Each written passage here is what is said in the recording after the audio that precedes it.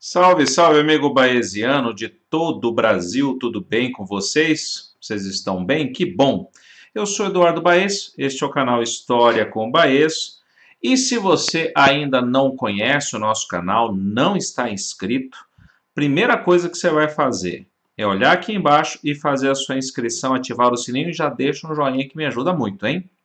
Outra coisa, você também pode baixar o PDF desta aula para poder acompanhar tudo que a gente está falando, já vai fazendo isso também. Tem o formulário do curso extensivo para você se matricular, não, você se inscrever porque é gratuito. E o link para você acessar o grupo de WhatsApp. WhatsApp, isso. Onde a gente pode interagir muito mais facilmente, tá bom? Tem as redes sociais aí também para você poder me seguir e também interagir nesse sentido, tá joia? Já fez tudo isso? Já se inscreveu? Já baixou o material? Baixou o formulário? Beleza, vamos em frente, vamos falar de colonização espanhola na América. Nos vídeos anteriores, no vídeo anterior, eu falei com você sobre os povos pré-colombianos. Agora vamos falar da colonização espanhola na América. Nos próximos vídeos falaremos da colonização francesa e inglesa. Vamos lá, vamos em frente aqui, o que nos espera. Veja só, nós vamos dividir a colonização espanhola na América em dois momentos. O primeiro momento é o período das conquistas. Período, acho que o mais terrível de todos, né? Caracterizado aí pela destruição dos impérios ameríndios pelos espanhóis. Aqui em cima, como você está vendo, aqui em cima, você tem uma ilustração da época da execução de um Inca pelos espanhóis, né? Num ritual muito parecido com os autos de fé da Inquisição espanhola na Idade Média.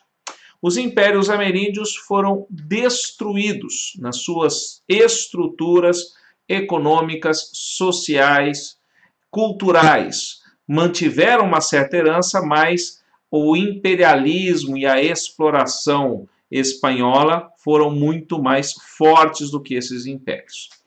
Marcadamente, neste período das conquistas, destacamos os adelantados, os conquistadores. Você que tem um pouco de familiaridade com o castelhano, adelantados, adiantados.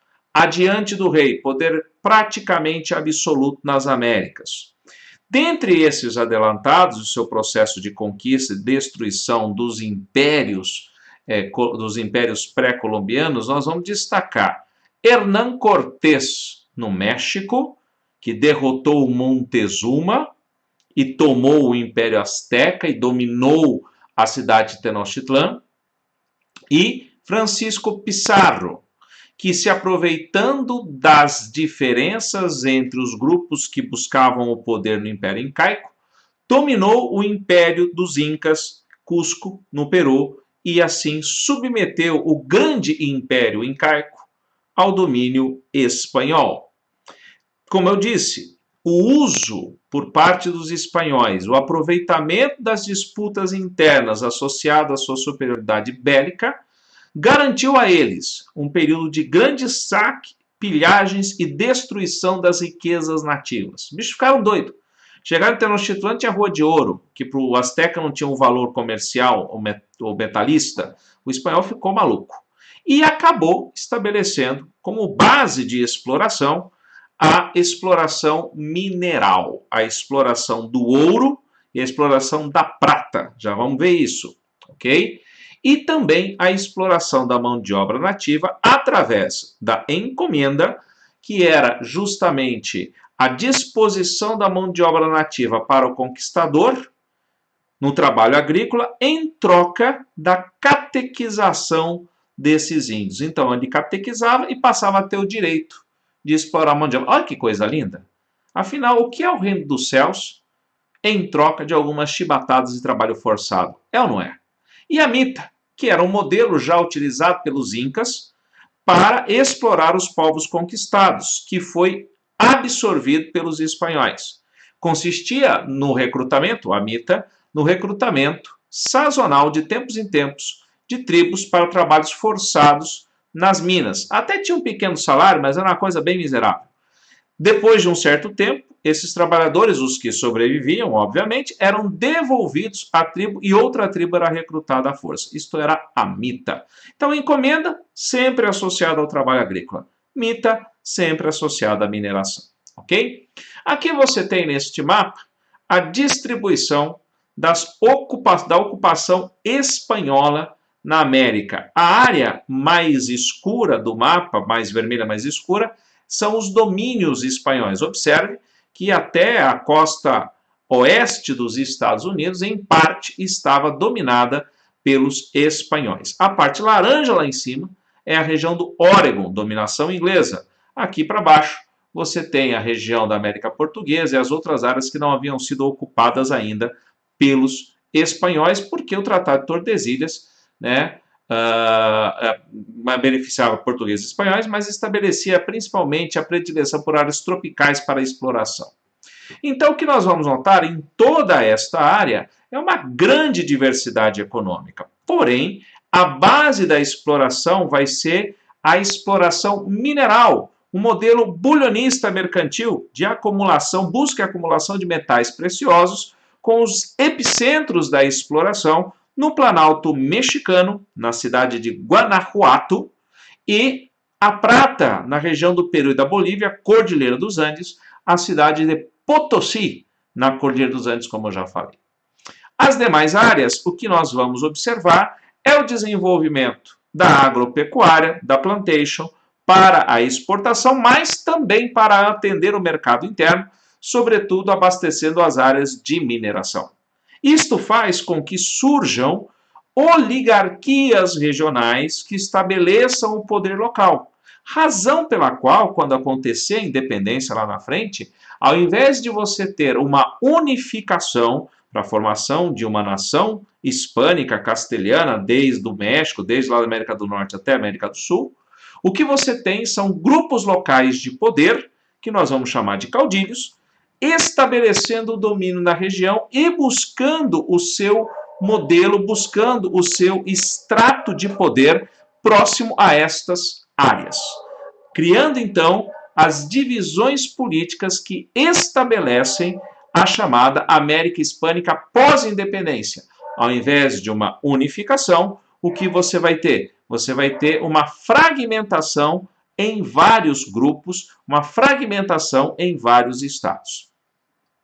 O que nós notamos é que na colonização espanhola, a reprodução da centralização castelhana vai se tornar um espelho, ou seja, da maneira como é centralizado o modelo, você tem a centralização também na América Espanhola. E o forte e decisivo apoio da Igreja Católica no setor administrativo.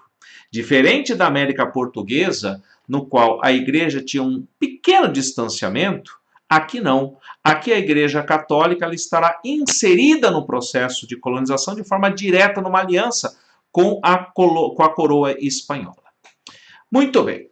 A sociedade colonial que surge na América, ela apresenta a seguinte divisão. No topo da sociedade, mais ou menos com 1% da população, você vai encontrar os chapetones, que são os espanhóis peninsulares. Olha só, espanhóis peninsulares, são da Península Ibérica. A Península Ibérica dava a esses sujeitos que lá nasciam um pedigree melhor do que o sujeito que nascia aqui. Eles eram os altos funcionários e o alto clero, olha aí, presente na dominação. Mais ou menos 14% da população era formada pelos filhos de espanhóis nascidos na América, chamados de criolhos. Elite rural, poder local, não tinha acesso à alta política. Por quê? Porque nasceram aqui. Mas exerciam o poder local nas câmaras municipais. As câmaras municipais na América Espanhola eram chamados de cabildos ou ajuntamentos. As principais cidades e vilas tinham a sua Câmara Municipal, o seu cabildo ou ajuntamento, onde essa elite local exercia o poder. É essa elite local que será contrária à unificação de um grande país e vai gerar a divisão política pós-independência, os caudilhos locais. Os mestiços aliados dos crioulos, exerciam trabalho assalariado, eles eram chamados de choclos, capatazes, administradores no contexto da América Espanhola. E você tem praticamente aí mais de 50% da população, falei que 1% são os funcionários, né, os chapetones, 14% mais ou menos os crioulos, já são 15%, sobra aí para nós quanto? 85%.